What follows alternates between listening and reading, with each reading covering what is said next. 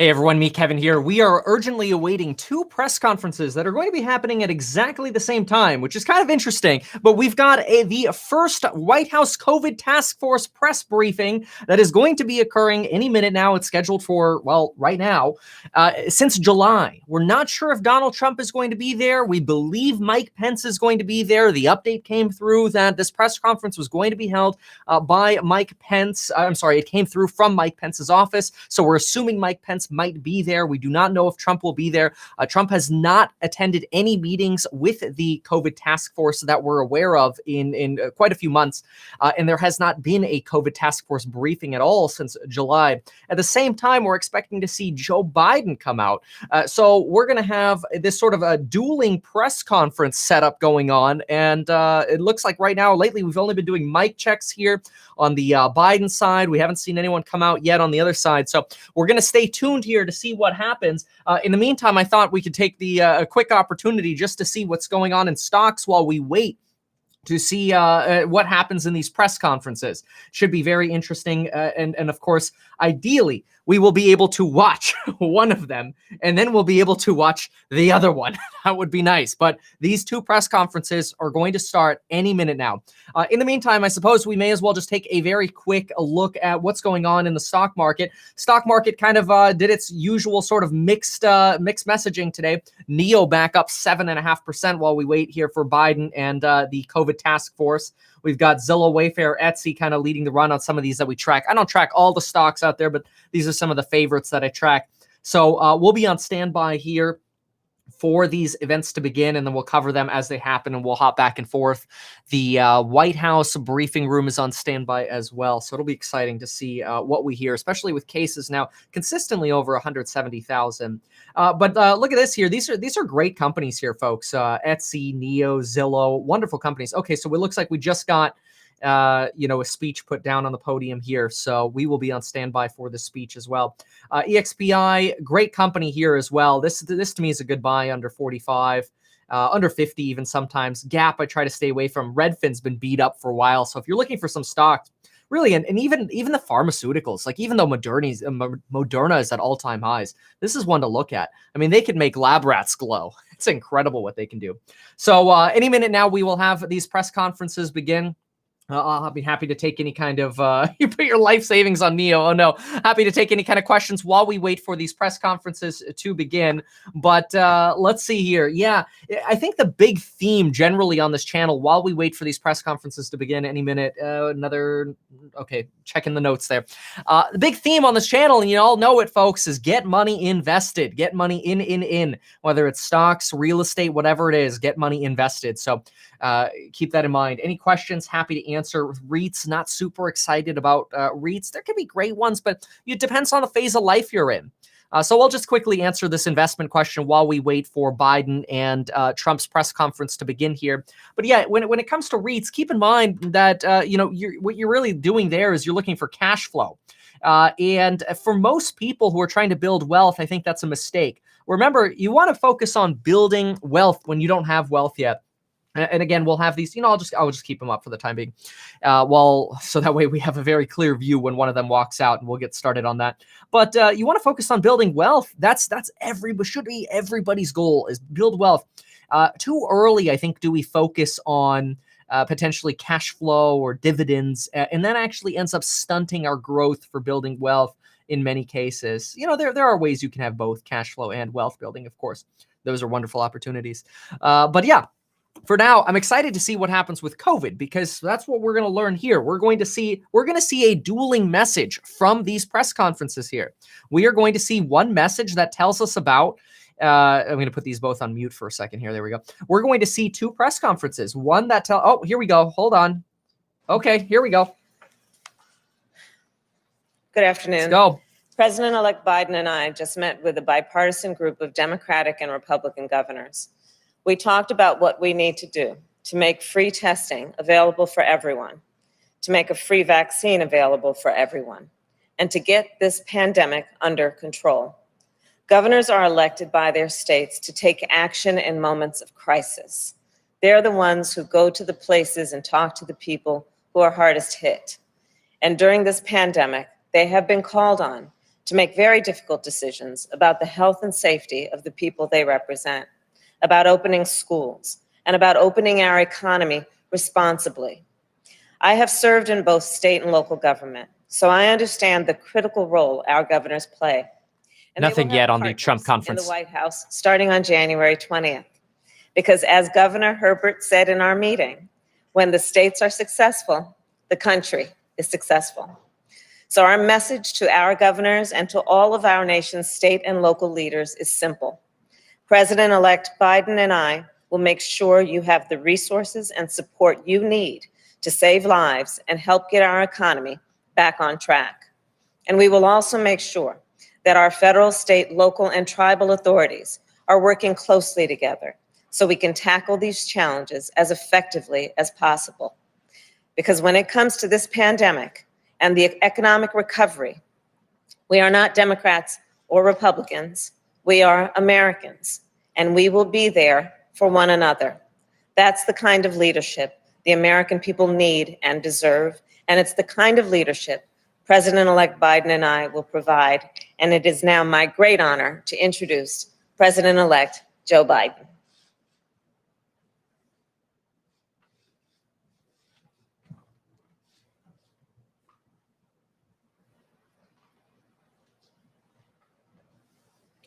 Let's hear it. Let's get some details.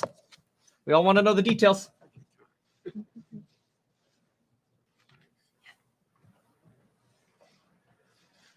Hello, folks. There we go. Good afternoon. Thanks for your patience. The Vice President-elect and I, as this was pointed out, have just concluded a video conference with the executive leadership of the National Governors Conference. They included Governor Cuomo, New York Governor Hutchinson, Governor Hogan, Governor Whitmer, Governor Ivey, Governor Polis, Governor Baker, Governor Lujan Grisham, Governor Herbert, and Governor Carney. And it was really a worthwhile undertaking. You know, they've had to make some really tough calls during this unprecedented crisis. And we're incredibly grateful for everything they've done and keep doing to try to keep their communities safe. Unfortunately, because of the lack of discernment, as they say, that's a fancy word these days, but until the head of the GSA says that we, in fact, our team, this transition team, our team, the senator and I, have in fact are the likely winners. And until she does that, we don't have access to all the information that we need to get from all the various agencies. We're not able to deal with everything from testing to guidance to the all-important issue of vaccine distribution, and even more importantly, vaccination plan to actually get vaccinations. I will quickly say the Trump COVID task force did deny Biden information requests. Learned today and build it into our planning. The country is still in a crisis, and there's a dark winter still ahead. Yesterday, America reached another tragic milestone: 250,000 deaths. 250,000 people died due to COVID-19. And there are empty chairs and dining room tables were filled just days and weeks ago with loved ones, family, friends who laughed and talked together.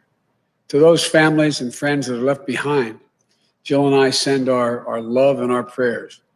We know, like many of you do, how tough it is to find purpose in the memory of a loved one you've just lost. It'll take time, but you'll find it. You'll find it. And you'll find your purpose as we're going to find our purpose for our nation as a nation now. I promise you that. And I promise you that we'll work together. There's a great meeting we had today.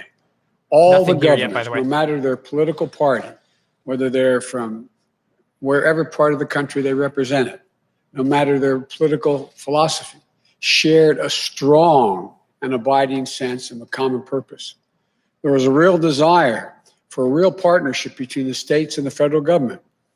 Each of the governors emphasized that we might be Democrats or Republicans, but we're all Americans first. They congratulated us heartily for our win. What really pleased me was that governors made clear that beating COVID-19 is going to require all of us working together as one country.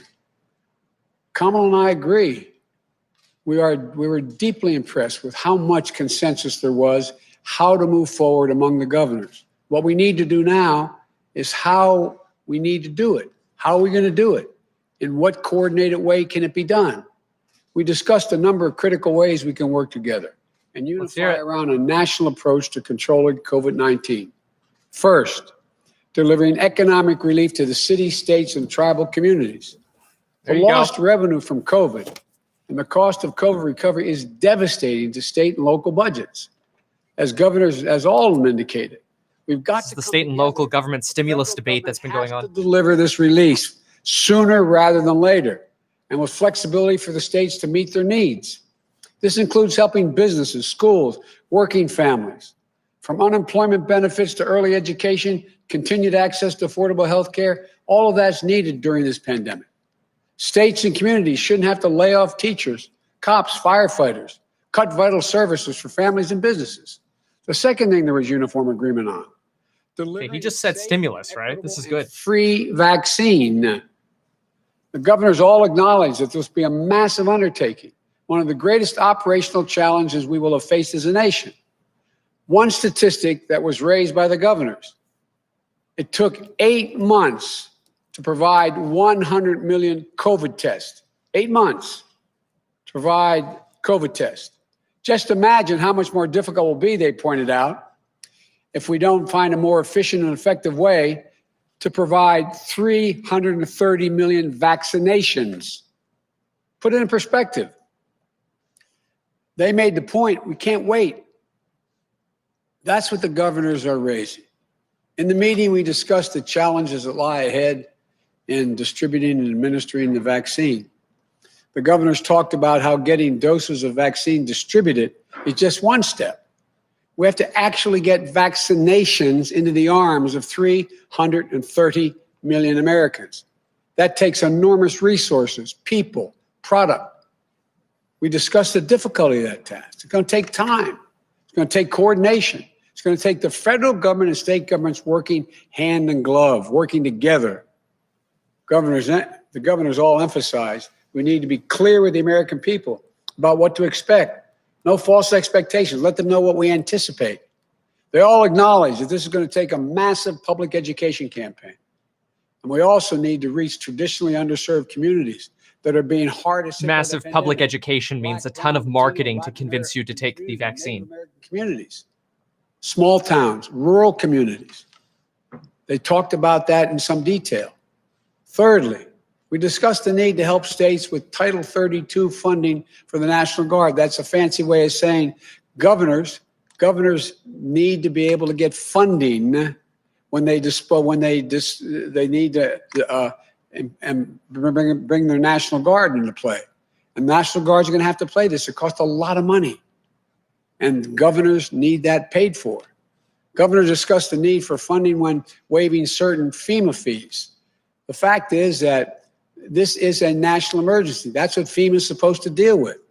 Our view is that should be done. When it comes to deploying the National Guard or COVID or real relief, that should be paid for. You know, that's something Kamala and I will be very focused on. And fourthly, we discussed the implementation of a national mask mandate.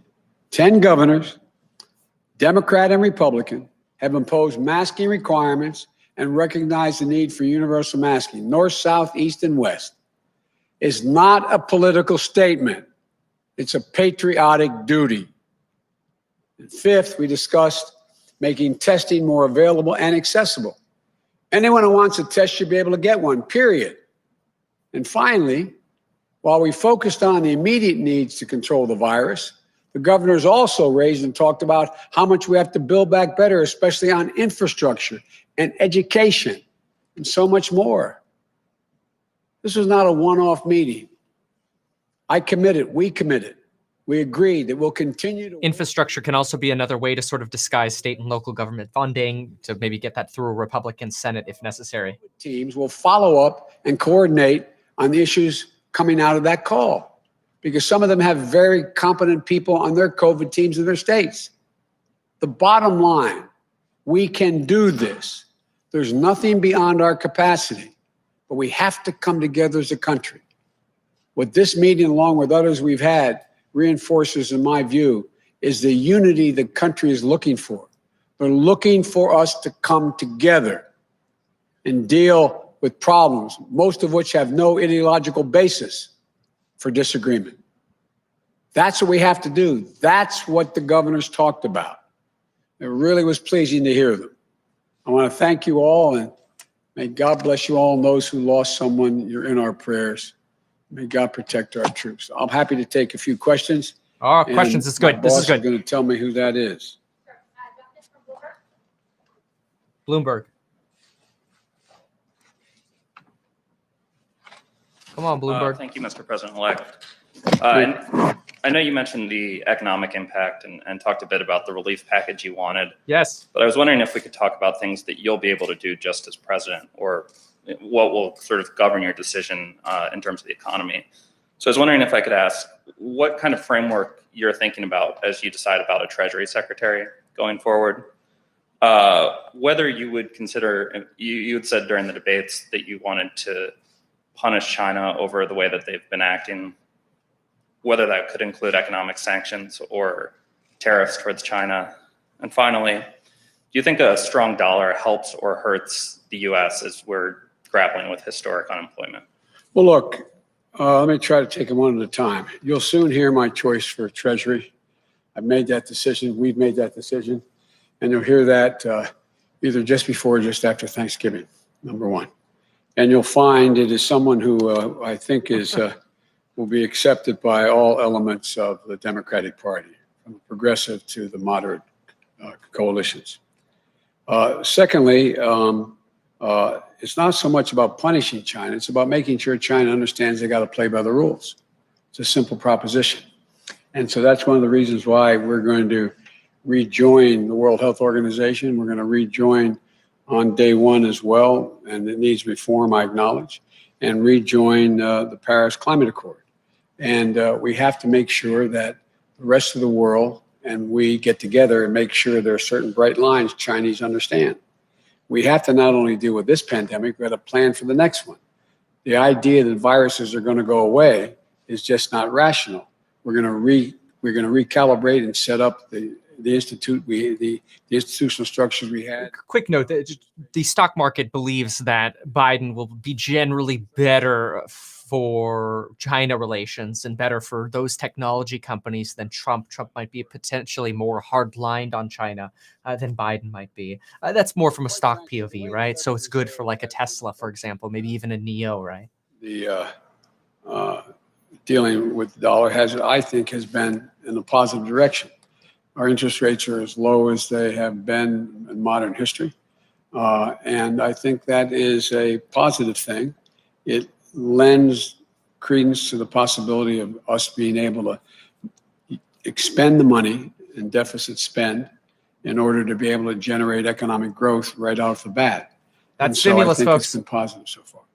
That's stimulus. He said rates are low. Let's spend money. Let's deficit spend. We'll deal with the budget later, basically. That's deficit spending right there. That's a big statement. You have said that if this transition doesn't get going, especially coordination on vaccine distribution, that lives will be lost. How many lives do you think are at risk here if this transition remains stalled? Well, look, you've heard the projections. The projections are that if nothing fundamentally changes between now and beginning of February, we're likely to lose up to total of 400,000 lives, another 150,000 lives. And so it's real. Whether it's that, it gets to 360, whatever it is, it's real. And there is no excuse not to share the data and let us begin to plan. Because on day one, it's going to take us time. If we don't have access to all this data, it's going to put us behind the 8 ball by a matter of a month or more. And that's lives. How many would be lost as a consequence of that? I can't tell you. But the purpose here is we talked a lot about with the governors about what the immediate needs are. Hey, stay tuned. You're going to be getting a lot of clickbait now from news articles saying basically Biden says Trump's delay is causing a 30-day delay multiplied by maybe 2,000 deaths a day. They might be trying to drum up like Trump causes 60,000 deaths because of not providing Biden information. If Biden ultimately does end up getting in, which right now that's tentatively what it seems like, but just expect that headline because of this right here. To let us know what their shortages are, what they anticipate, because we're going to move on day one. That should be moved on now. But if it waits, it takes a long time to get this thing going. And when you take a step back and you look at the way the president is handling this, his refusal to concede, what do you think is really going on here?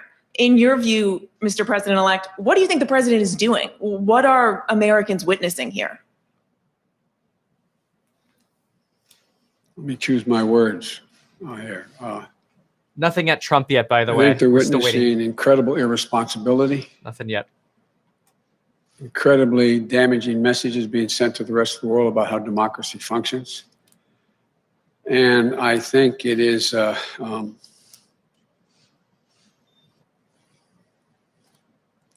well, I don't know his motive, but I just think it's totally irresponsible.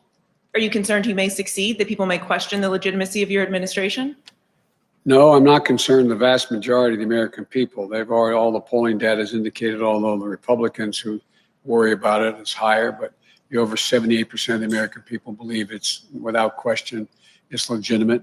I just think it's, and I think most of the Republicans I've spoken to, including some of the governors, think this is debilitating. It sends a horrible message about who we are as a country. We'll recap what he said on stimulus in just a moment, too. Thank you, Mr. President-elect. Thank you, Vice President-elect Harris. Nice seeing you in Appreciate it. person, Nice not to on see television. you as well. Yes, appreciate it.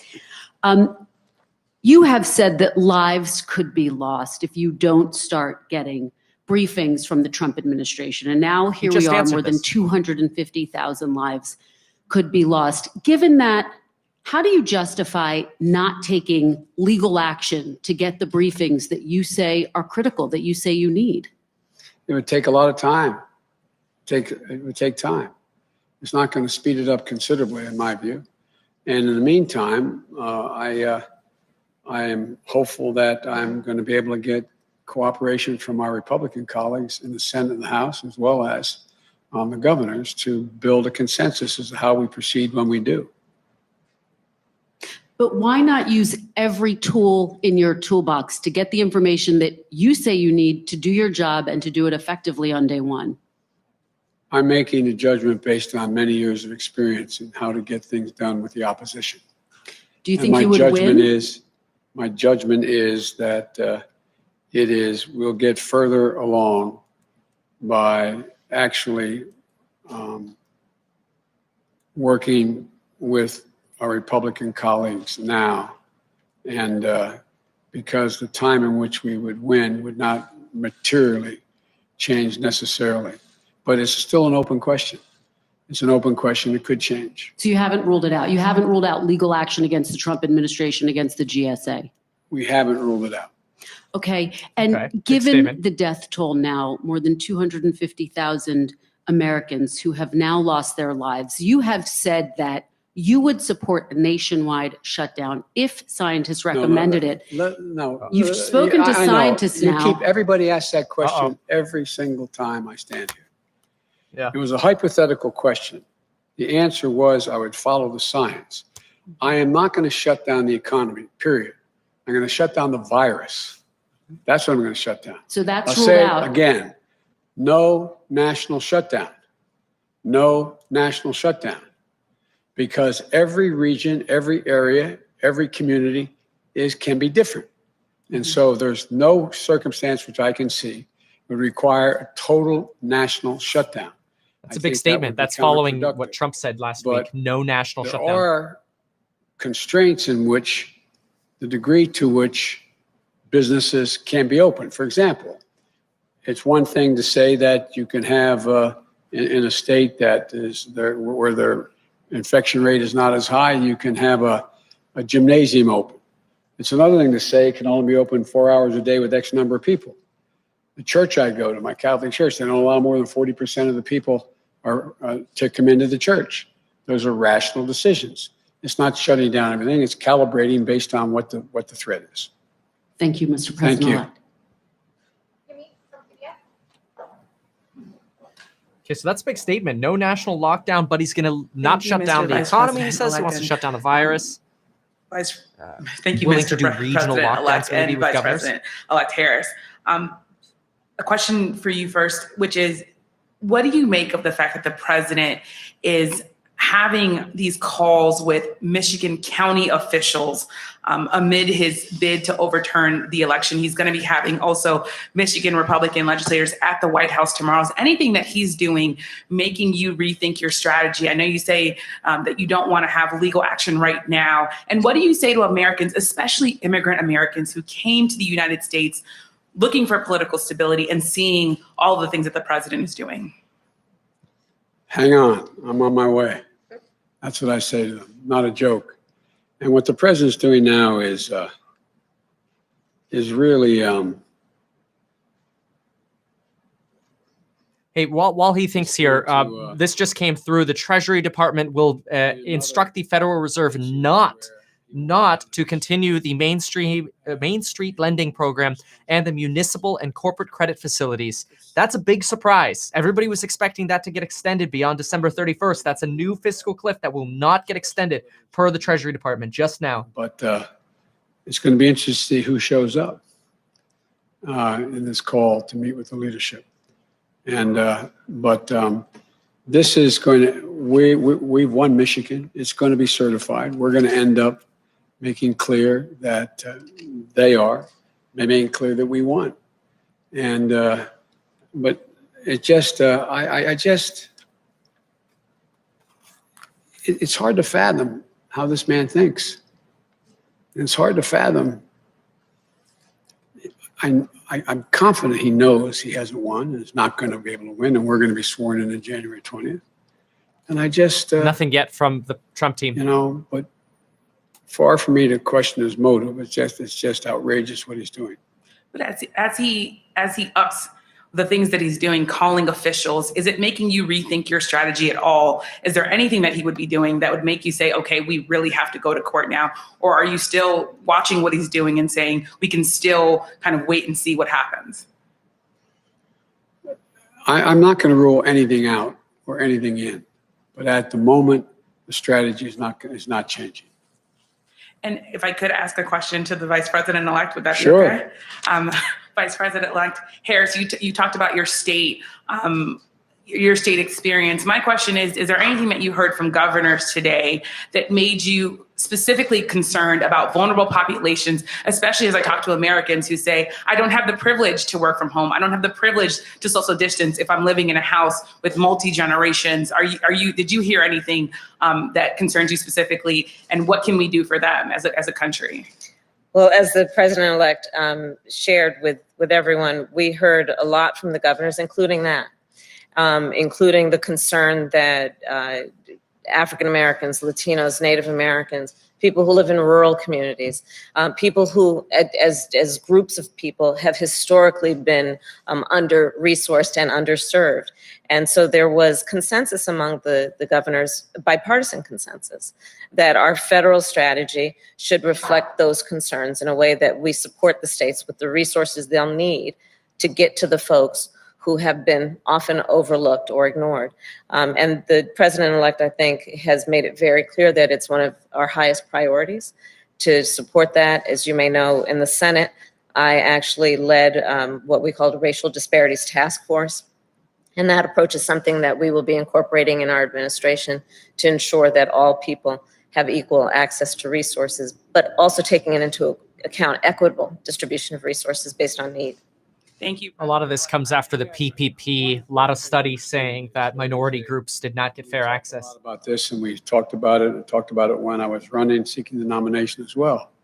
And that is that the idea of the brown, black, Asian American, Native American communities are always the first ones hit the hardest and the last ones who are brought back. We're going to flip that around. It's going to be really important to determine priorities based upon access to the information that's available, access to everything from the vaccine to other opportunities to be able to deal with helping the country, part of the country that's been hurt the worst. 3 times as many African Americans have died than white Americans died from COVID. So there has to be a prioritization. That's why I'd like to know exactly what this administration has in mind in terms of their Operation Warp Speed and how they plan it. And that's what we talked about with the governors today. They all mentioned the need to focus on the communities that have been left behind, particularly Governor Cuomo. It's one thing if, for example, vaccines are distributed to all the Walgreens of America. No criticism of Walgreens, but there's a lot of those facilities that aren't in rural communities and are not in poor communities, African American, Latino communities. So we got to. Still standing by for the White House press conference on this, by the way. Thank you so much. Okay, thank you. Wow. Okay, very interesting. So now we are going to be on standby for the White House press conference on COVID. It's going to be the coronavirus task force is going to be up next here. So I'll go ahead and flip screens just for a sec while we pull up the COVID task force. It has not yet begun. It was supposed to start about 37 minutes ago now. We are still on standby looking at kind of the same podium shot we've been looking at here. But let's quickly do a quick recap here of what we just heard Joe Biden say. So while we wait here, we've got Joe Biden says that a priority is relief for schools, businesses, working families, specifically targeted working families. This is very similar to what he mentioned last time. Last time he talked about a mandate to provide COVID relief, to act on climate and racism. He also said that we need rental relief, mortgage relief, and to provide aid again for working families. Those are things that he's mentioned on stimulus. He also this morning mentioned that he believes it's more likely Congress will come together on a stimulus package come the beginning of next year once a new administration is in office. That's Biden's opinion. Now, Biden did also go on to say of the 5 things that he wants to do, 1, economically provide stimulus. He believes that interest rates are low, so now is the time to spend. He specifically called out for deficit spending, suggesting now is the time to deficit spend, increase the spending, and take advantage of the fact that rates are low. And this makes sense. You hear a lot of, okay, we're getting pretty close to the White House. Here we go. Not quite up yet, but we're getting pretty close.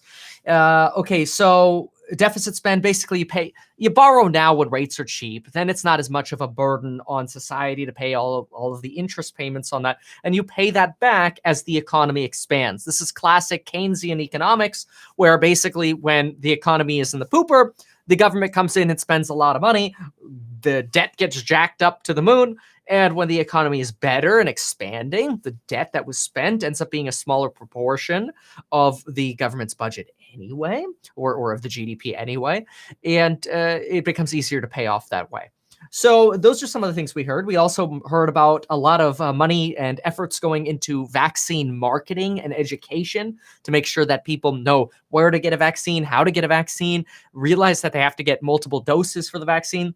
Because that's the other problem. You can't just say, hey, we got a vaccine. Like, you also got to remember that you've got people who, sorry, I'm just looking at who's coming in here. You will have people who will get the vaccine and not realize that they need multiple doses, that they have to come back in 4 weeks to get another shot. So this is the kind of education marketing that they're going to be talking about. Talked about basically providing free National Guard support to states.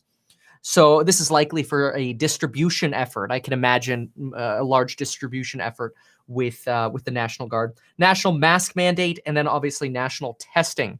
Looks like Mike Pence will be out to speak in just a moment. So it's likely that Mike Pence is going to be the person leading this conference. Unclear that Donald Trump is going to be here. Here we go. Mike Pence coming in. Let's go ahead and listen in. Here, this would help. There we go. Well, good afternoon.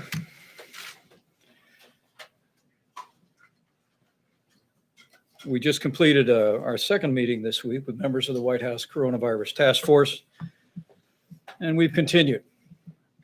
We've continued to be on the same mission we've been on throughout the course of this year, and that is to save American lives, to work every day toward that day that we put the coronavirus in the past.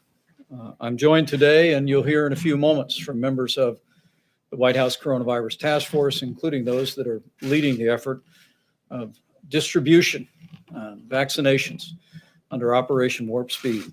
And I think you will be as impressed as I was at FEMA earlier today when I heard the detailed plans for the virtually immediate distribution of vaccines when they become approved and available to the American people.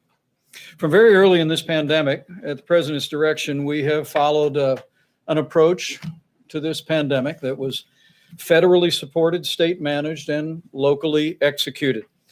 And to that end, this past Monday, we completed our 41st conference call with all of the nation's governors, every state, every territory.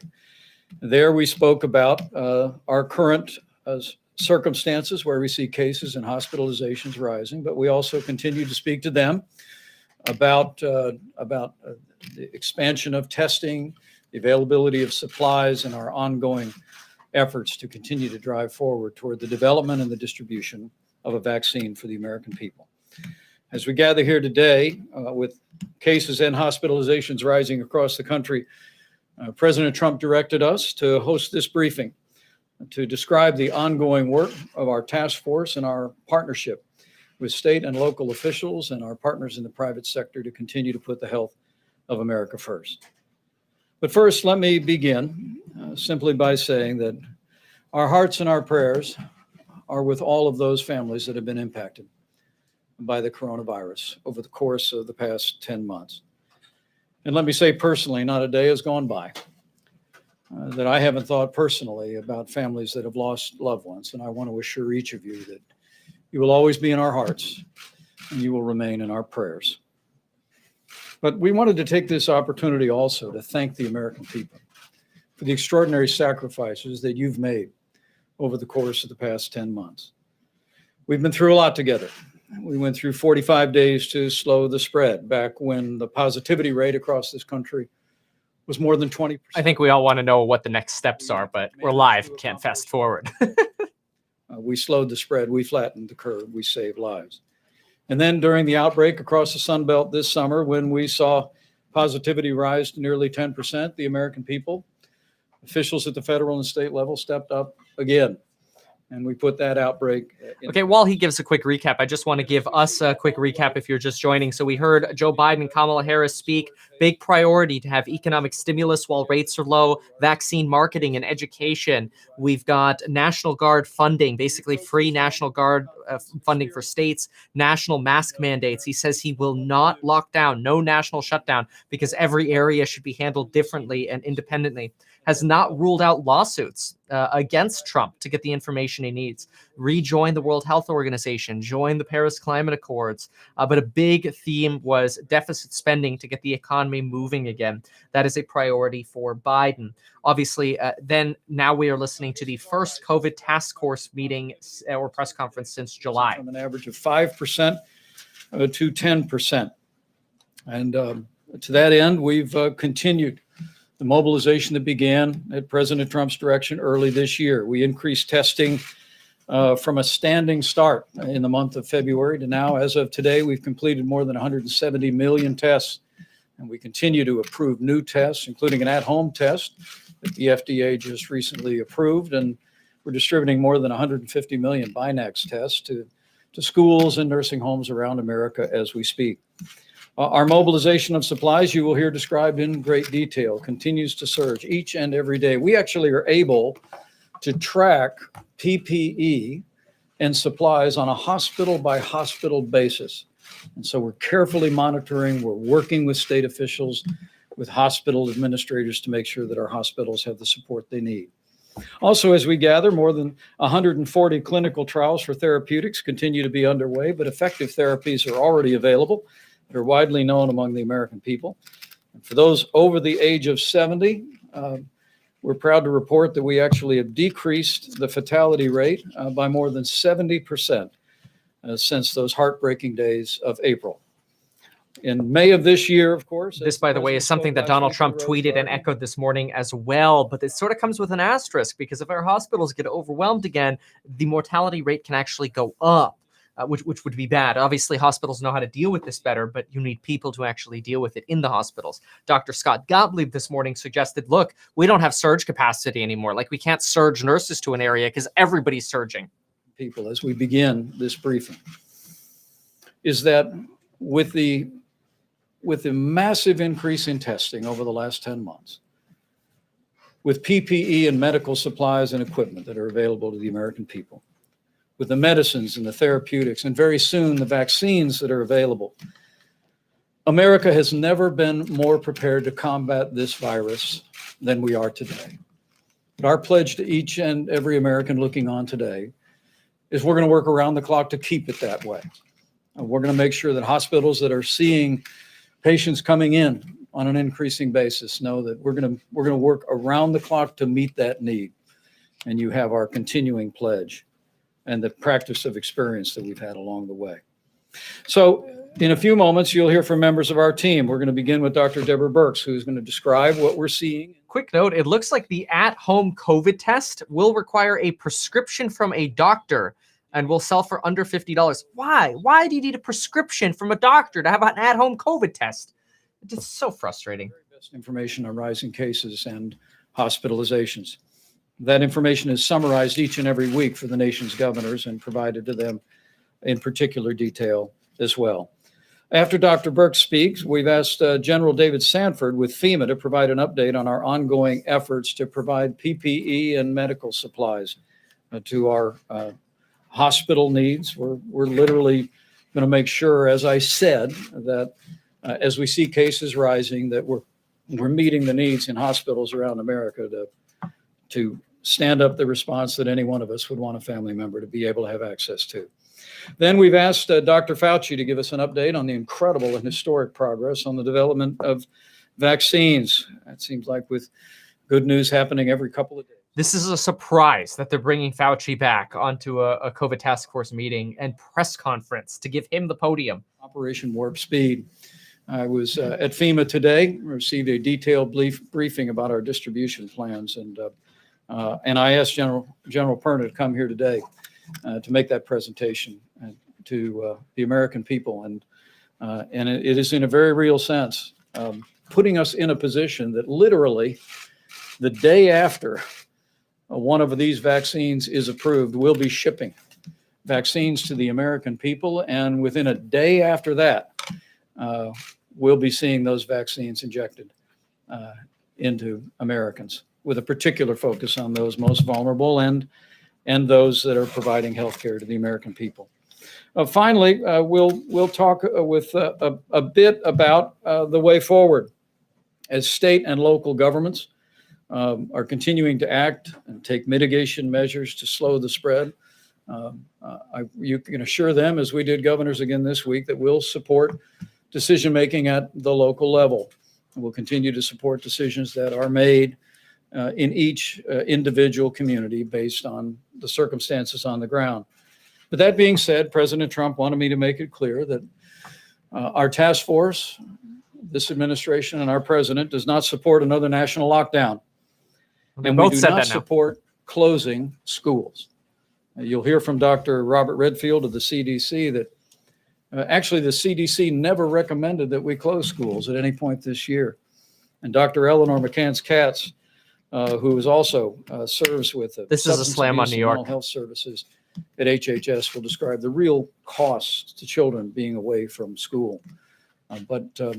This administration's really been hitting on New York hard lately. That we have up to this moment, and I just want to assure the American people, as I trust that you will have a sense today, that we're going to continue to work around the clock to meet this moment. But help is on the way. We have every confidence that in a short period of time, we could have one or more safe and effective vaccines for the American people.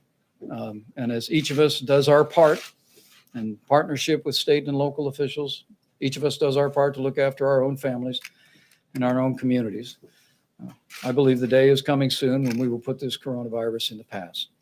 With that, let me introduce Dr. Deborah Birx, who will update us on cases. And after that, we will get a presentation on the availability of supplies that we continue to make available to hospitals and healthcare providers around the country. Her statement should be interesting because she's kind of potentially also going to be in the Thank you, Mr. Biden Vice administration, President. maybe. And it's really a moment that we want to call on every American to increase their vigilance. And I want to go through some data about why we are asking people from Elko, Nevada, through Denver, Colorado, to Philadelphia, from Madison, Wisconsin, to El Paso, Texas, and across this great nation to really increase their vigilance at this moment. I want to thank the governors and mayors and county commissioners that I've had the privilege to talk to over the last 4.5 months of being on the road. We can have the first slide, please. The number of universities, 42 states, 30 universities, and a large number of chairmen from our tribal nations.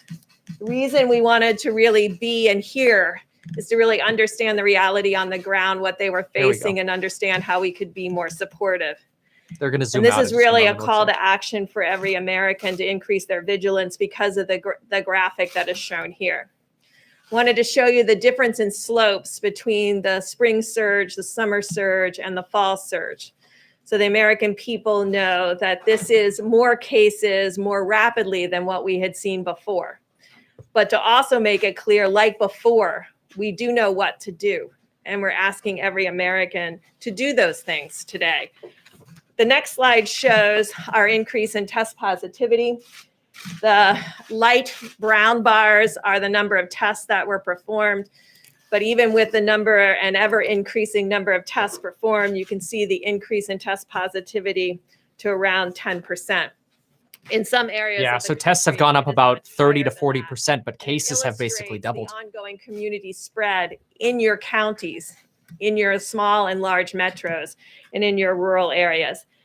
The next slide really shows the country as a whole and why we're asking every American to remain vigilant, to do those things that we have been asking you all to do, to wear a mask, to physically distance, to continue your hand hygiene, but really in this moment of bringing people together, to really limit interactions indoors to immediate households when we see this level of community spread. Behind this level of community spread is a lot of asymptomatic cases. People are spreading the virus because they don't know they're infected with the virus. And so people are coming together indoors. Everyone looks healthy, but among those individuals could be individuals that already are infected. Big CDC push against college students coming home for Thanksgiving, by the way. It is because of this asymptomatic spread that we have asked people to wear masks indoors and to ask people to wear masks when among others. But sometimes when we go indoors and we're with friends and family, we just assume that if you look okay, you are okay. And now we know that over 50% of the individuals, particularly among those under 35, many could be infected and unknowingly spreading the virus. This virus increased so rapidly because there was an unusual cold snap that began in the northern plains and went down through the heartland, where in the end of September, beginning October, a large number of people moved indoors. So we've been going across the country to really tell the mid-Atlantic states and the Northeast to really increase testing, looking for these asymptomatic cases. And I really want to thank the governors across this great land who have really heeded that call and set up what we call sentinel populations, whether it's nursing home staff, K through 12 teachers, whether it's community college students, county workers, specific businesses, to really have routine weekly testing so that we can see the spread of this virus down to the zip code and really Weekly combat that testing. with additional mitigation. The next slide shows what we have been talking about the level of hospitalizations. I don't think they're going to get weekly testing in areas, certainly not for free for a couple months. I don't know. I don't see it happening. President talked about, we now can see every admission every day. And I want to thank the hospitals who from July have been sending us that data and improving that data and working with CDC so that we can see new admissions. We can see inpatient status. We can see ICU status, and we can see who's being admitted by age group. Right now, it's about 50-50 between those between 40 and 69 and those over 70. But you can see that we have some areas of the country in the hot red, bright pink And these are the darkest red are those states that have more than 21% of their hospitals are COVID patients. And the light pink is between 16 and 20%, and the light orange between 12 and 15%. But you do see that there's still states in the green areas, and to all of those states that have not seen this surge, to really increase your testing among asymptomatics by setting up these sentinel populations. When we did the 45 days to stop the spread and we asked each state to follow the gating criteria, part of that gating criteria included looking for asymptomatic cases. With these new antigen tests, we have the capacity to really expand testing to find those cases and stop that spread. In the meantime, as we started with, we stopped the surge in the South through very targeted mitigations that start with masks, that start with physical distancing, but also include decreasing those friends and family gatherings where people come together and unknowingly spread the virus. And I want to thank the mayors of Miami, Miami City, and Miami County. Really big push all of a sudden from the Trump administration, CDC, and obviously the task force here to slam on households, suggesting, please don't get together, basically limit travel. This has been a large U-turn. We went from no masks to yes masks to now stay away from, having gatherings at home. And especially with college students, they're having that distancing come as well. Like leave the college students at, college. Great. Well, let's see what Thank you, Ken Dr. says when it Burks. comes back And here. as you can see, with particularity on a state-by-state basis, we want the American people to know that we have eyes on your local hospital. We know about admissions. We know about the availability of ICU beds. And we know about supplies.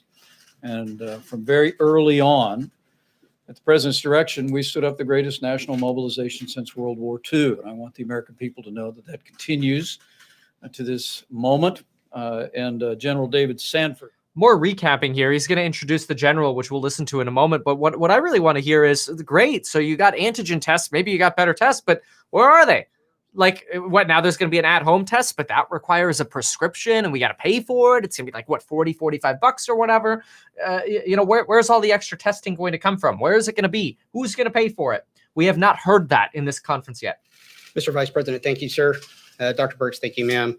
So we are in a much better place and continue to improve upon that capability. You'll see from the slides. How did you say that? That we have continued to grow our national stockpile, but also our FEMA stocks to meet the requirements laid out by our states and by our populations. We continue to expand upon these to bridge the vaccine delivery to continue to protect our American population. Since the late summer, we have grown our personal protective equipment capabilities 10 to 15 times over what they were pre-COVID, and continue to grow capability to meet the surge requirements that we may expect from the current caseload. As you can see behind me, around the third column or fourth column, we have 4 months of surge capability based on current case diagnosis just for N95 masks. And we continue to grow that capability, more masks being added every month. The Strategic National Stockpile and our FEMA stocks are ready to be the backstop when our states require assistance. And that's all built upon a foundation of a strong domestic medical industrial base. Something where we've been able to expand upon or build, in some cases almost from scratch, using our Defense Production Act and other CARES Act authorities to provide the capabilities for our American people, not just now, but into the future and for future crisis or medical events going down. We can go to the next slide, please. This is not done alone. We continue to work with our states on a recurring basis. Our FEMA administrator is constantly engaged with the governors or their staffs. We reach out to both our regional administrators, to the state medical or health department officials, and both to the emergency management officials in the state to find out what their needs are to help overcome their challenges and to grow the state's stockpile. That's actually really interesting is I think what Biden's team is doing is they're saying, hey, rather than just getting the information from Trump and the COVID task force and FEMA is giving information to the governors. So Joe Biden's like, let's just meet with the governors and hear what they heard. what a backdoor way to get the information that the Biden team wants. It's really interesting because at the beginning part of this live stream, we heard Biden talk about, we just got off a call with 10 governors and here's what's going on. I get it now. Just to watch. It is something that we're continuing to grow upon and continuously analyze so that we can stay ahead of the increases and make sure that we're either procuring and we have a PPE on the way to meet the surging cases. I'll turn it over to Dr. Fauci and General Perna. Here we go. This should be good. You know, just the fact that we still don't have enough N95 masks pisses me off. It's not even a Democrat or Republican thing. It's just like, why do we not have enough of those? To share his thoughts on the development of a vaccine, which is giving such great hope. But I trust that the panels that you just showed us. So look at this. Fauci has a double mask on. See that? He's got the N95 under, and then he's got the decorative kind of cloth mask on top. I made a mask video recommending doing exactly that. I wonder if he saw my video, and I hope he hit the like button. We all know that we ultimately put this pandemic in the past the day that we have a safe and effective vaccine. We've been making historic progress through Operation Warp Speed with our private partners. And Dr. Tony Fauci and NIH have been absolutely integral to that. So I've asked Dr. Fauci to update you on the status of vaccine development. And then we will have General Gus Perna, who is coordinating the distribution plan for Operation Warp Speed, working with every state and territory in America to be ready on day one to distribute vaccines as soon as they're available, to give you a brief outline on that plan. So, Dr. Fauci. Fauci's got notes. Double mask. Thank you very off. much, Mr. Vice President.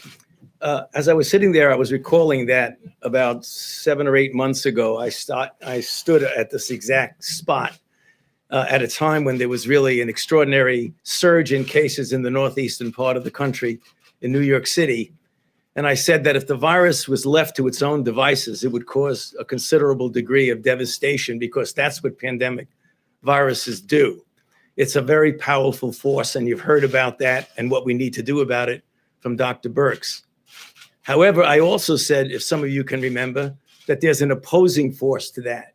And that opposing force is us, you and I, being able to do certain things like mitigation with public health measures, again, which was just mentioned by Dr. Birx. But there's another opposing force to that, and that's a vaccine. And historically, if you look at highly efficacious and effective vaccines, through the years, they've crushed formidable outbreaks like smallpox, like polio, like measles. So in the next couple of minutes, let me tell you about what we have now and what's going to happen in the next few months. As you well know, Operation Warp Speed has been supporting directly and indirectly 6 candidate vaccines, 4 of which are either in or completed phase 3 clinical trial. I want to briefly tell you about 2 of them because you have to be interested in this. It is extraordinarily impressive. 2 of the vaccines, one by Moderna and one by the company Pfizer, have completed trials, and the efficacious vaccine efficacy point is extraordinary. With regard to Pfizer, it was 95% efficacious, not only against disease that's just clinically recognizable disease, but severe disease. There were 10 cases of severe disease, 1 in the vaccine, 9 in the placebo. For the Moderna trial, it was 94.5% efficacious, 11 severe events, 0 in the vaccine, 11 in the placebo. For those of you not acquainted with the field of vaccinology, that is extraordinary. That is almost to the level of what we see with measles, which is 98% effective. So that is pretty good. 0 in the vaccine group. The question is, what about how that is going to be rolled out? I use the word efficacious. That means what happens in a clinical trial. The word effective means is what the ultimate impact of that vaccine is going to be on society. And the only way you can get an effective program is when people take the vaccine. And we're going to be talking to you about that. And I hear a lot now when we made these announcements this past Monday and then 2 Mondays ago about some reticence of people. Well, did you rush this? Was this too fast? Is it really safe? And is it really efficacious? The process of the speed did not compromise at all safety, nor did it compromise scientific integrity. It was a reflection of the extraordinary scientific advances in these types of vaccines, which allowed us to do things in months that actually took years before. So I really want to settle that concern that people have about that. What about the decision of the data? Who looked at the data? Was that some force that was maybe trying to put something over on you? No, it was actually an independent body of people who have no allegiance to anyone, not to the administration, not to me, not to the companies, that looked at the data and deemed it to be sound. Now that data will be examined very carefully by the FDA, who together with a advisory committee, the Vaccine and Related Biological Products Advisory Committee, or VRBPAC, are going to look at that before the FDA makes the decision about putting this forth for an emergency use authorization or ultimately for a license. So we need to put to rest any concept that this was rushed in an inappropriate way. This is really solid. Now, what does that mean for us?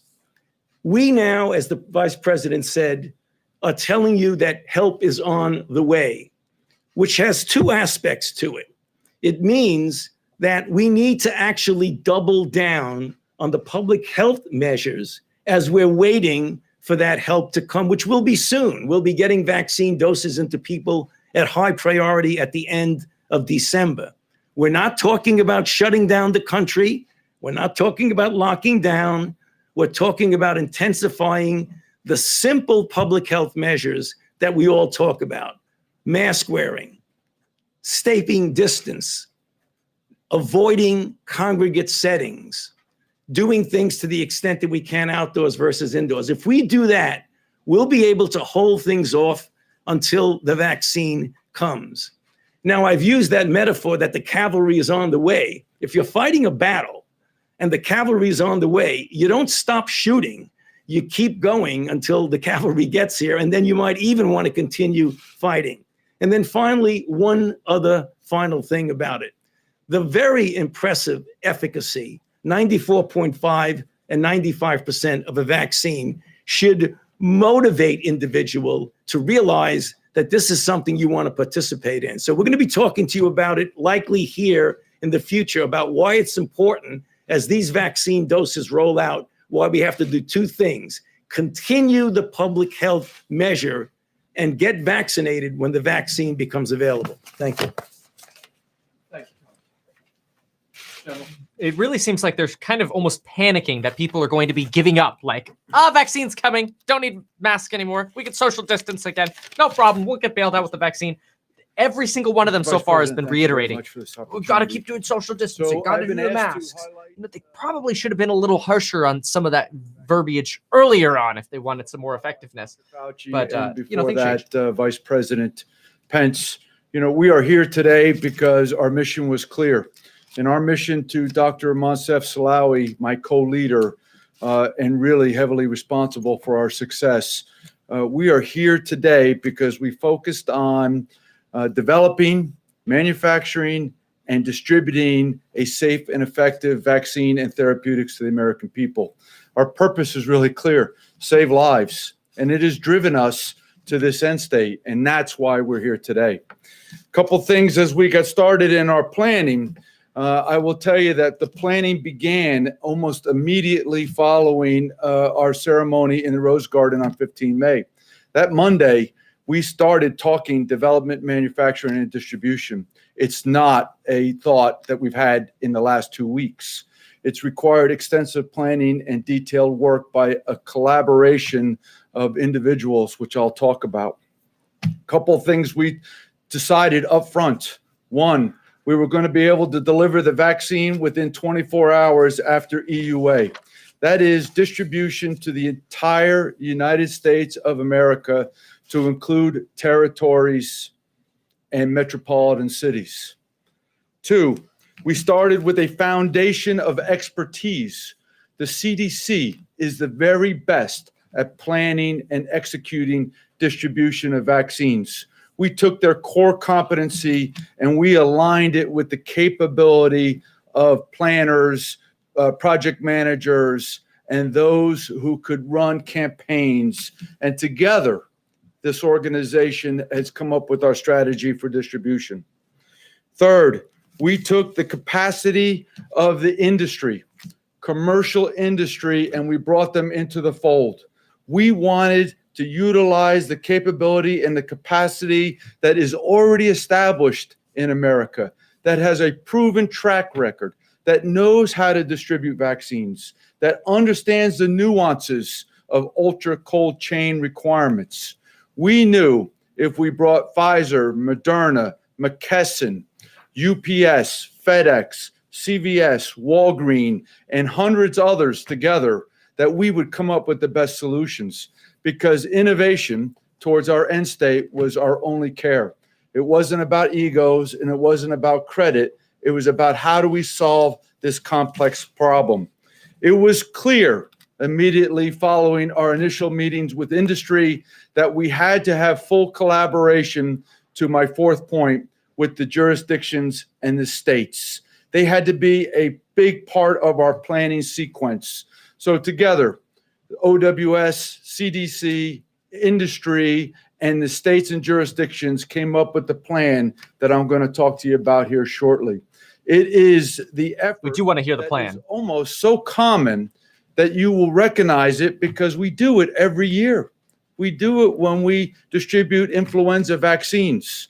We do it when other vaccines are being distributed. The difference is now we're pushing mass volume of a new vaccine. And so we needed to have a strategy that was collaborated at all levels with all organizations in order to execute. The last thing we needed to do was we had to create a system to see ourselves. We had to be able to see inside of every territory, state, metropolitan city, understand where the vaccine was from fill finish site to distribution warehouses down to administration sites. So not only could we maintain the flow of vaccine, but we could account for vaccine that was being administered. That way we can keep the flow to the American people in a steady drumbeat. As we go forward, first slide, please, we will distribute the vaccine accordingly. I direct you to the right side of the slide. This is our end state. This is where we want the vaccines to be. We want the vaccines down at the places where the American people are comfortable, at our hospitals, our doctors' offices, down at CVS, Walgreens, down at the long-care healthcare facilities, places where people are comfortable going. So that's Mobile where we units, started, too. end state. Then we went back to Pfizer and Moderna. We laid out the guidelines that I gave you, and with the collaboration of them and the commercial industry for distribution, we came up with our plan. It's relatively simple. We take the Pfizer vaccine. They are capable of distributing on their own. They will utilize FedEx and UPS in order to execute distribution. Simultaneously, we will ship ancillary kits, needles, syringes. That didn't sound like alcohol ship. wipes, and the diluent required for the vaccine to meet the vaccine at the end state facilities that we're talking about. For McKesson or for Moderna vaccine, what we're going to do is we're going to meet up the vaccine with the ancillary kits at a distribution warehouse. We're going to put them together, and then we're going to distribute through FedEx and UPS down to our administration sites. So in simple terms, we're taking it from fill finish. We're bringing together all the requirements for administering the vaccine, and then we're sending it down to the distribution sites. Any place that a state wants to administer the vaccine, as long as they're enrolled, right, into our process, we can distribute the vaccine. We can distribute the Pfizer vaccine at a minimum of 975 doses and the Moderna vaccine at a minimum of 100 doses. We can go to one place in the state, or we can go to 10,000 places in the state. The capability and the capacity exist because we came together in a whole of America approach. It is this effort that I can look you in the face and say to you, EUA comes, 24 hours later, vaccines will be distributed out to the American people and be ready for administration. To this end, our mission is, as I stated, safe and effective vaccines to the American people, and we need to do it in the most timely manner possible because it is all about lives. Thank you, Mr. Vice President. General, how many kits have already been developed? Mr. Vice President, we already have over 1 million kits of both the kits that we'll need for the Pfizer vaccine as well as the Moderna vaccines. Wow. Different. 100, yes. Yeah, excuse me, 100 million. Thank you. 100 million. That's a big difference. How did they already Colonel have Perna, that? thank you. And as he said, from the time President Trump announced Operation Warp Speed, General Perna and his team have been working literally around the clock to build the distribution plan that you see that's in effect. And I hope you all heard that. I asked him how many of those kits have already been manufactured for Big. merging with the Moderna product, and they've already assembled 100 million kits that are ready to go, and that's the supplies that are necessary for administering the vaccine. I must tell you, having received my latest briefing today over at FEMA from Operation Warp Speed, I think every American can be proud of the fact that we have a plan in place.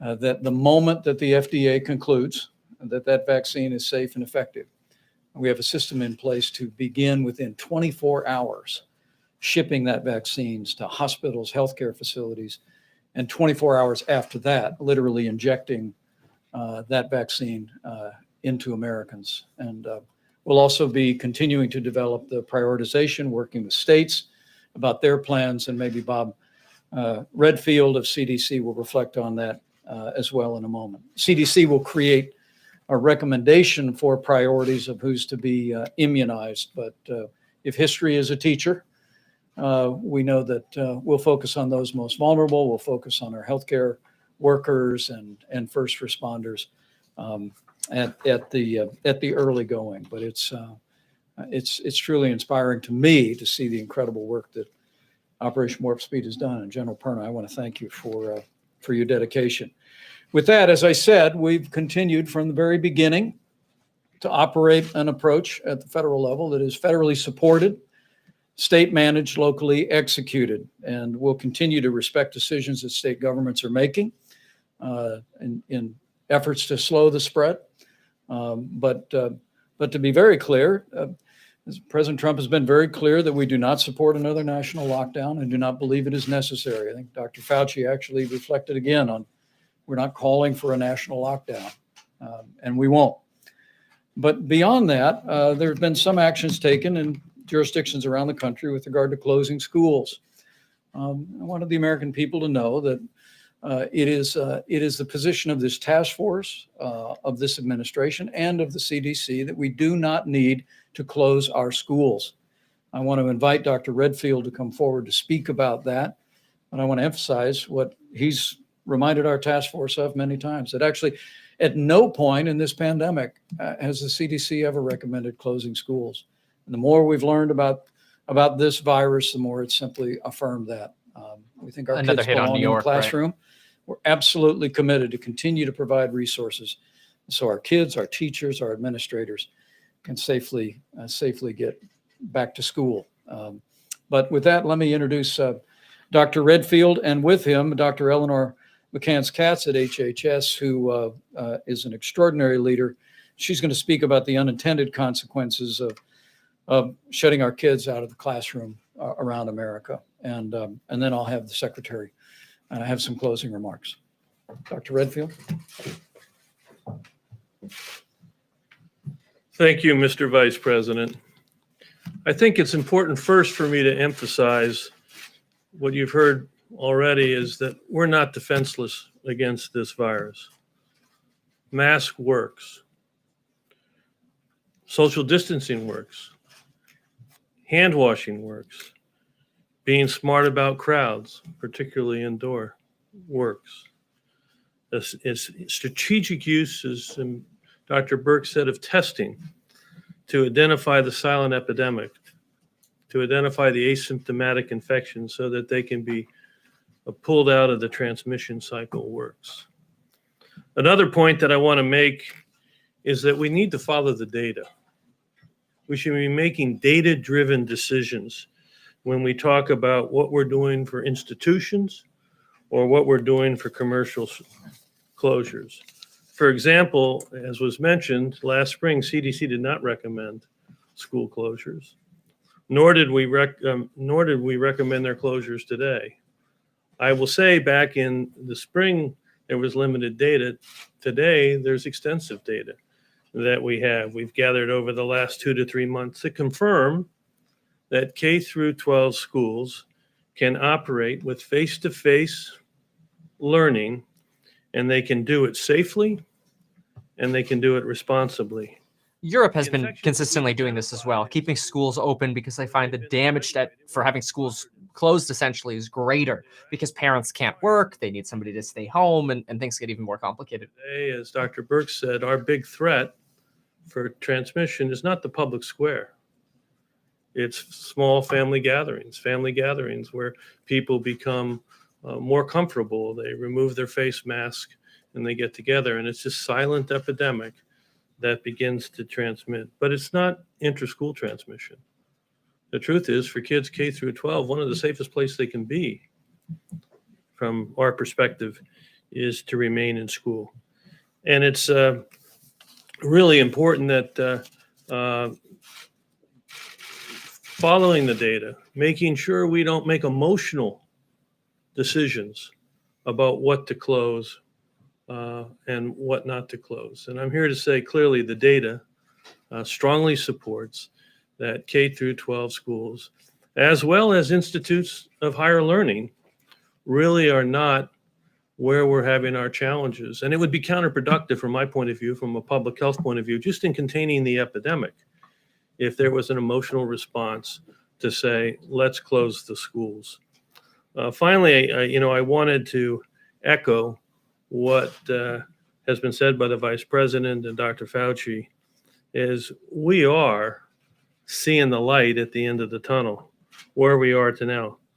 And this is why now more than ever, as was said by Dr. Birx and Dr. Fauci and myself, now more than ever, we're asking all Americans to redouble their efforts to be vigilant, to embrace masks, social distancing, hand washing, our advice about crowds, and really to support using the data to make decisions in their communities, particularly as relates to K through 12s and institutes of higher learning. These clearly, the data support that it's really important from a public health perspective, both from the pandemic as well as what you'll hear about in a minute, that these schools stay open. Finally, I just want to end on a clear message of confidence that I'm confident that we're going to emerge successful and bring this pandemic to an end. I don't have any doubt in that. But today, we need all of us to go all in. We'll go all in with face coverings, social distancing, hand washing, smartness about crowds, doing our part to help identify the silent epidemic. And I have confidence that at the end of the day, we're going to get a very achievable goal, which is to get this pandemic under control.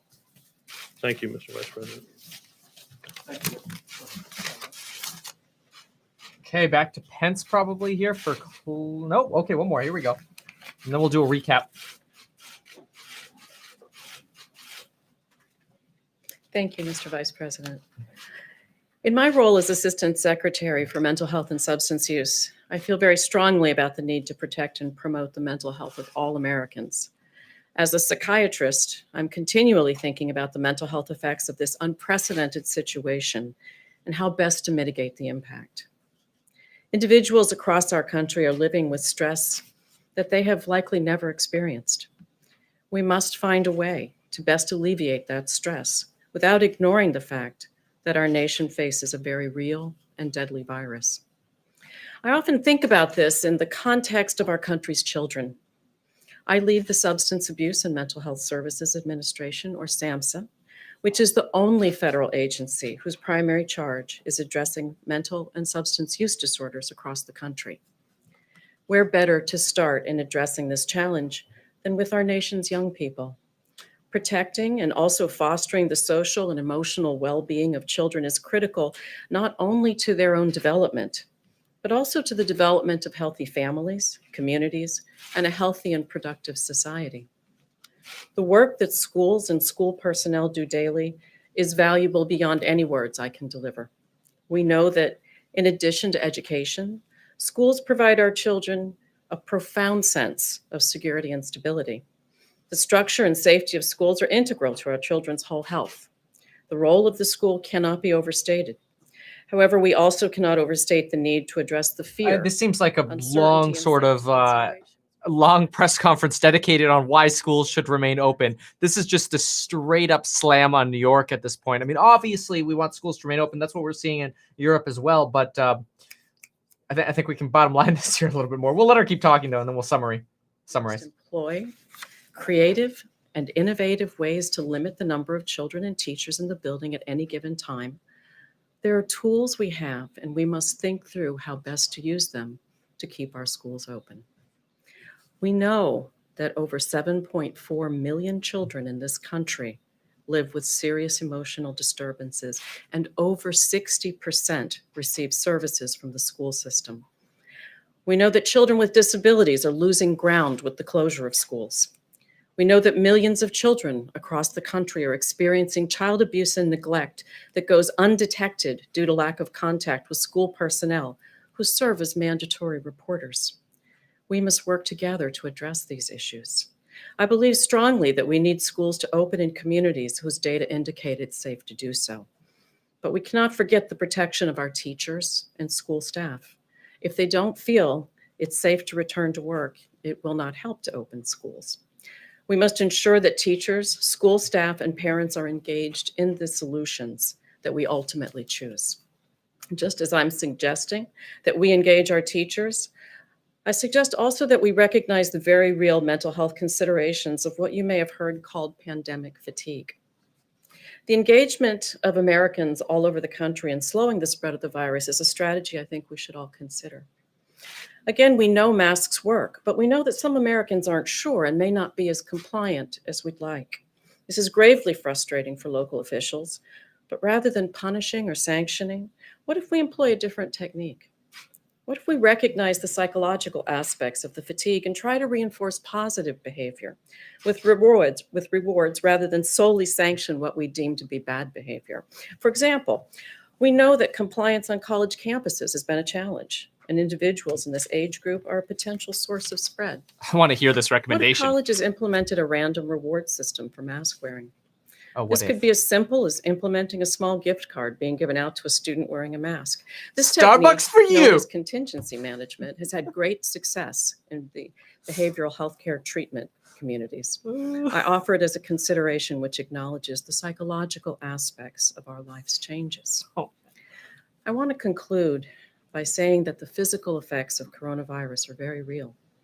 And this virus has brought along with it stress, anxiety, and fear that you may have never felt before. COVID-19 has brought devastating loss of life to families across the nation. In addition to those who have lost lives to the infection itself, there are those of you who have what I call COVID-related deaths in your family. These are not deaths by infection, but death by suicide or death by drug overdose during this pandemic. Please know that we have not forgotten you or your loss. Your loss is great, and my job is to do all I can to prevent additional families from experiencing that loss. To the parents and teachers who are afraid and confused, that fear and anxiety is real and it's stressful. To the people who are without a job and unsure of your next steps, your stress is real too. The stress of this situation can often feel too great to handle, and we take very seriously the need to ensure that all Americans know that there is help and there is hope. We are doing all we can to ensure that the mental health care system in our nation remains open and ready to serve. As you struggle with these great stressors, especially during the holiday season, please try to stay connected to loved ones. Please reach out to friends and family. And please know that SAMHSA's National Suicide Prevention Lifeline is available to help at any time at 800-273-8255. That's 800-273-TALK. Your mental health is critically important, and we want to do all we can to protect it. She's a good speaker. She's fit for this role. You know, this is the kind of person you want next to your bedside if, you know, you were sick. Good bedside manner. Well, thank you, Mr. Vice President. Good to see all of you. The doctors have well covered the serious state of the epidemiological evidence that we have, and they've talked about the steps that we can and should be taking, but they've also talked about the steps that aren't evidence-based that we should not be taking right now. We are much better prepared today than we were months ago.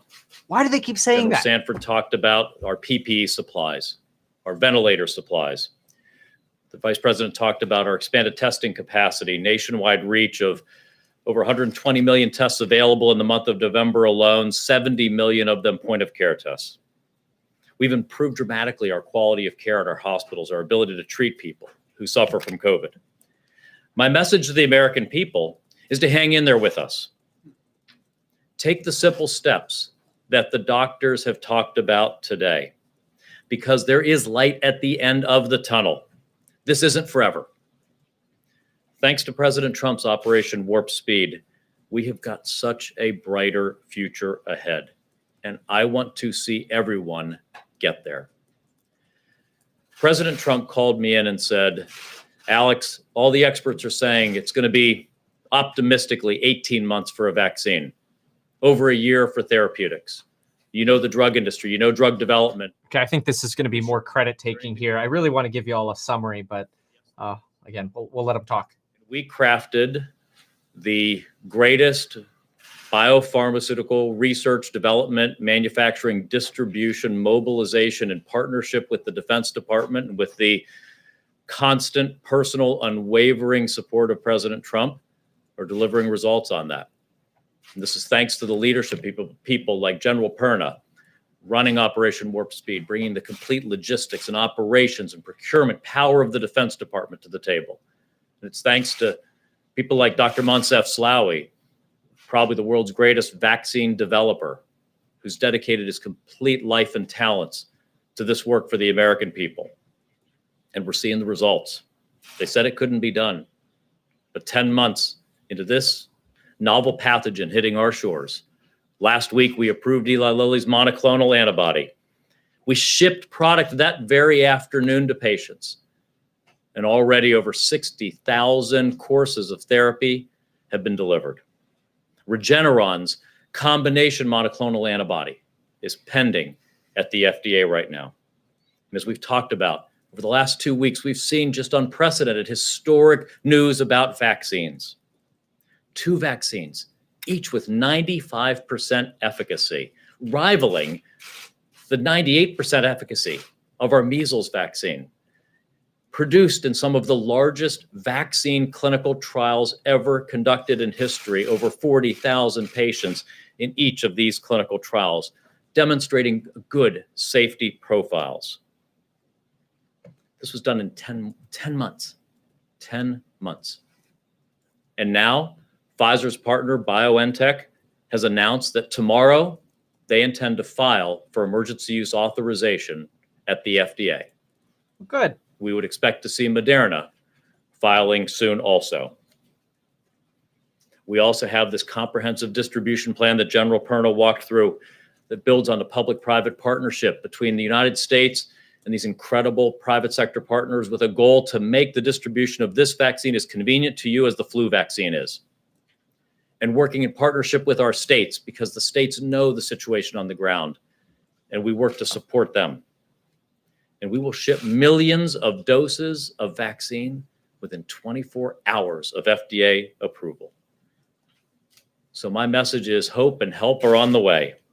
Operation Warp Speed is already delivering, and it's going to keep delivering in the days and weeks ahead. Thank you very much, Mr. Vice President. Well said. Okay, I mean, he gave us something. Let me say, my hope is that Americans looking on, and all of you responsible for sharing the news, and know that this team, working in cooperation with our states and with the cooperation of the American people, has made great progress. And we're getting there. We're getting there, America. And as I said at the outset, let me say, I hope it's more in evidence as you hear from this team about the abundance of supplies that are available today for our hospitals, our ability to track what's happening at your local hospital to make sure that it has the PPE and the equipment and supplies to provide the health care that your family may need. I hope as you heard about the extraordinary distribution plans of Operation Warp Speed and the confidence that Dr. Fauci expressed today, and the news that one of those research companies is going to submit an emergency use authorization tomorrow on the very first vaccine, that we are literally, we could well be just a matter of a few short weeks away from a vaccine being available across this country for the most vulnerable among us and for those that are caring for them in our hospitals and our clinics. I hope everything you've heard today gives evidence of what I said at the start, that America has never been more prepared to combat this virus. But let me be clear as I close. We all have a role to play in the days ahead. And you heard this team say, as we see that finish line, as we see light at the end of the tunnel, as President Trump often says, and you should see evidence here that we are rounding the corner to that day that we have a vaccine for the American people. We do want to encourage every American to continue to do your part. Wash your hands, practice social distancing, wear a mask when social distancing isn't possible. Do your part to put the health of your family, the health of your neighbors, the health of the people in your community first. We are all in this together. And as I've said many times from this podium over many, many months, I know that with the cooperation of the American people, with our incredible doctors and nurses and first responders, we're going to do a recap in just a second. Of federal and state and local health officials, and with God's help, we will get through this, and we will get through this together. Mr. Vice President, Thank you all. Mr. Vice President, are you really not going to take questions? All of you need to answer this. Why is the federal government? What is going on? And you're not working with the Trump agenda. You're all part of not recognizing democracy. You're all undermining the democratic election. Every one of you. Why is the federal And you government won't work with the transition. Oh my gosh. These reporters are livid. Okay, folks, let's do a recap as to what happened here. Woo-hoo-hoo. Okay, we're gonna do an intro here as well because I'm gonna clip this out as a standalone video, so we'll see if we can do that. Here we go. Hey everyone, me Kevin here. Multiple updates here on the stimulus and the Joe Biden and Kamala Harris press conference that was just held and immediately followed by the press conference by Mike Pence and the COVID task force. This is the first time the COVID task force has had a meeting since July. We're going to go ahead and bounce over to me. Actually, darn it. Oh, well, I'll throw in a little cut here. I forgot to put the darn screen away. That's fine. All right, so let's get started here with a few quick updates that came up on stimulus during these press conferences and what came out during the news as well. So first, we'll start with these updates here on health and stimulus. Number one, there's talk about this Lucira Health all-in-one test kit, which can be taken at home and which received FDA authorization, emergency use authorization. We're not yet sure when this is going to be available, but apparently this test is going to cost just under $50. It's a 30-minute test, but it requires a prescription to use, which to me, and I hear this and I'm like, you gotta be kidding me. This should be available on Amazon for us all to buy. Like, you have to call a doctor, get a prescription, and then you're supposed to order it somehow. Obviously, this isn't clear yet. This is something to keep an eye on. Pfizer, we heard, will file their emergency use authorization application tomorrow with the FDA, and Moderna is expected to file theirs shortly thereafter. That's a big update as well.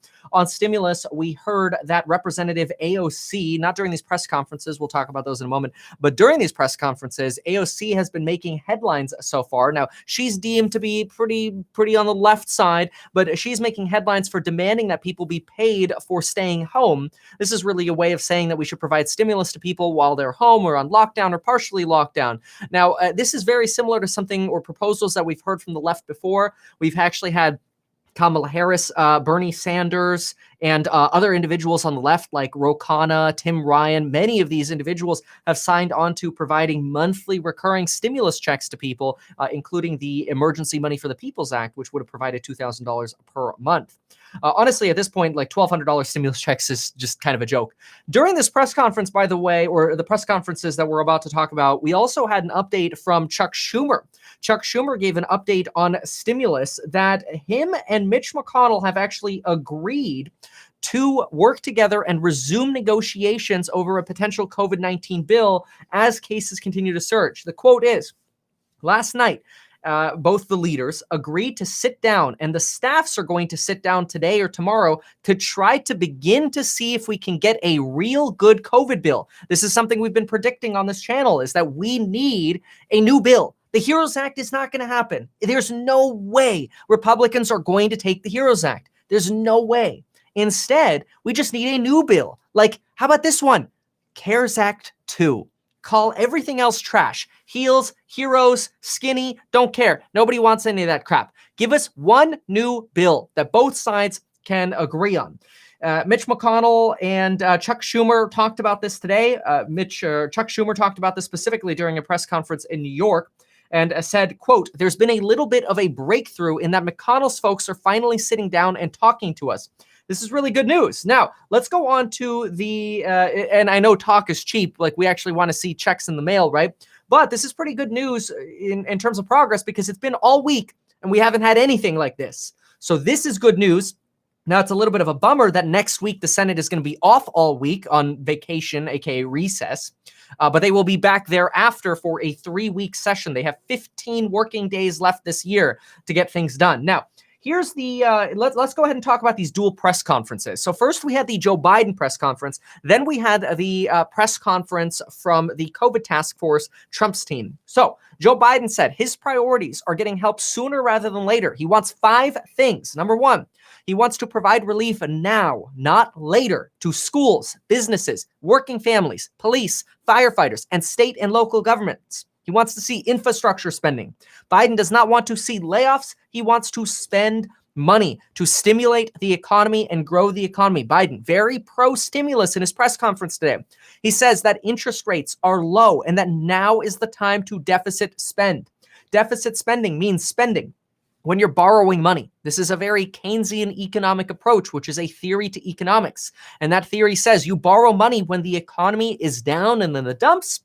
The government comes in, borrows money, and spends to prop up the downs. And then when the economy starts growing again, you kind of keep a lid on the economy to prevent it from overheating by paying off the debt again, making the debt smaller. Now, this was tried by the Federal Reserve in 2008. They tried to, basically stimulate the economy less and start paying down the Federal Reserve's balance sheet and unwind it. And this led to what was known as a taper tantrum in the markets. Anyway, think about this. Like when we think about World War II, we never paid off our debts from World War II. They just kind of become less relevant over time as the economy grows because that debt becomes old and a smaller part of our economy. That debt is a drop in the bucket compared to the debts we have now. Number 2, Biden wants to see vaccine education. They want you to take the vaccine. They want marketing to be done to make sure everybody knows where to get it, how to get it, how many dosages they need, when they can get it, all that good stuff. So a lot of money is going to go into vaccine education. Biden also suggested providing more money for the National Guard so that states can use the National Guard. Usually, if the state uses the National Guard, they have to reimburse the National Guard, which is expensive. Biden is saying, no, the Fed will pay that. Number 4, national mask mandate. Number 5, testing. Free national testing and more mobile testing units, a big Biden priority. Biden will also have a Treasury Secretary pick shortly after Thanksgiving. This comes as an announcement just came down the pike from Steve Mnuchin's office, the current Treasury Secretary, that all of the emergency lending facilities at the Fed, all 5 of them are getting shut down. The municipal credit facility, the state credit facility, the corporate credit facility, and the various Main Street lending programs, all of these emergency lending facilities are getting shut down. December 31st, the Treasury Department is demanding that the Federal Reserve return that money to the Treasury Department. Now, these are the lending facilities that kept states and cities from going bankrupt, although they weren't used as much as they should have been used. There were some pretty crazy criteria at some of these, but the opportunities were there. These credit facilities also helped prop up the stock market, and these were sort of known as the Fed just bailed out the stock market loan facilities. Those are now going away starting December 31st. These were widely expected to be extended. Biden went on to suggest that there will be no national lockdown. He said instead that they want to shut down the virus and not the economy, and there will be no national lockdown. Instead, approaches will be more regionalized, depending on where hotspots are. Biden does say he is a proponent of holding China accountable and plans to do so. He also plans to join the Paris Climate Accord and the World Health Organization on day one. The Trump press conference. So now we're moving from Biden and updates. So we just had multiple updates on what happened with Chuck Schumer, stimulus, McConnell, a lot of good things here. Remember, we're expecting a new bill, and we were close to getting a deal done before the election. Biden said this morning he thinks we're probably going to see a stimulus deal get done in January because it's hard to do it right now. Hopefully that's not true. Hopefully we end up seeing it here in December. And hopefully Mitch McConnell and Chuck Schumer do not let this sort of fiscal cliff get run over, basically. All right, so we talked about the updates. We talked about Joe Biden's press conference. Now let's get updates from Donald Trump's press conference. Donald Trump was not there. Y'all saw, if you were in the live stream, how after the press conference, the press literally freaked that the entire delegation did not answer a single question. They just stormed out of there. That was pretty intense. I mean, the shouting was very intense. But let's talk about what was actually mentioned during the press conference. The Trump press conference stated that there are 100 million doses of the vaccines between Pfizer and Moderna already secured by the U.S. government, and those will be distributed within 24 hours of FDA approval, which is expected somewhere around December 8th or 9th, maybe even a little bit sooner. Hospitals, pharmacies, mobile, basically facilities, mobile distribution vehicles to get these vaccines out. They're going to do everything they can to get these vaccines out. I really think there's a potential. And I mean, I think any administration would do this, but I think there's a big potential here that the Trump administration's like, let's get everybody vaccinated, as many people as we can, before Biden gets in. So that way Donald Trump could essentially go, look at what we were able to accomplish with our operations and that. Not me taking sides, just it makes sense. It also makes sense to get a vaccine out, obviously. Number two, the Trump team said they want more testing, but they said nothing about how much this testing would cost. Remember, the Biden team said more testing, but free testing. The Trump team said more testing, but they didn't say how much more, and they didn't say anything about picking up the tab for the testing either.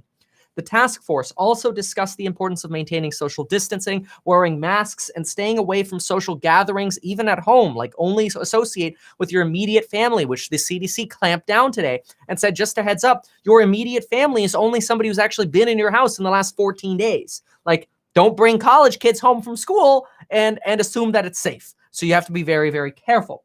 Number four, another White House advisor also suggested giving people rewards randomly for wearing masks rather than fining them. She, for example, suggested that college campuses should give random gift cards to people for wearing masks. Do you imagine that? Hey, thanks for wearing masks. Here's your Starbucks gift card.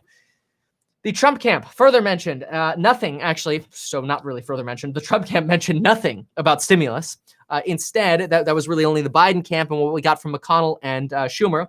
Instead, the Trump camp recommended vigilance, and at the same time, we heard what Steve Mnuchin ended. This is bad. Like these credit facilities unwinding, bad. No, the Fed is going to be extremely pissed about this. Expect statements from the Fed to come out over this.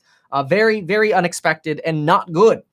Alex Azar then came out and said that we are much more prepared now than we were. And I get what they're saying here. They're saying like, hey, we know more about it. And they're like, look, we have all these ventilators now and PPE. The reality is we do not have enough PPE. We do not have enough N95 respirators. We do not have enough masks for nurses and doctors. They're having to reuse these things because we do not have enough of those. Now, we have enough ventilators, but the problem is we're not really ventilating people as much as we used to ventilate people. In the past, it was ventilate everybody.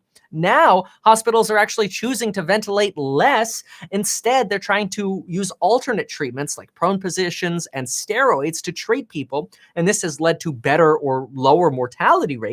But you still have this issue of like, yo, we still need masks. Like, cool, yeah, we made all the ventilators, but like, that's awesome. But that's not as super necessary right now relative to the other basics that we need. It was just over the last 2 weeks, we had 900 staff members from the Mayo Clinic get diagnosed with COVID because they do not have enough PPE. Okay, folks, that's the update for right now. There's a lot to digest here. Make sure to get your 4 free stocks with Webull. Link down below, 4 free stocks with Webull. Check out my CNBC I can't even say it, Millennial Money interview. It was awesome. Lauren's in it too, so check that out. Type it in, or I'll leave a comment down below with it. And of course, get your life insurance in as little as 5 minutes. Thank you so much for being here. Thanks for staying to the end to get this a recap. And folks, I really appreciate it. We will see you next time. That goes for all of y'all in the live stream too. Thanks for being here. Bye, everyone.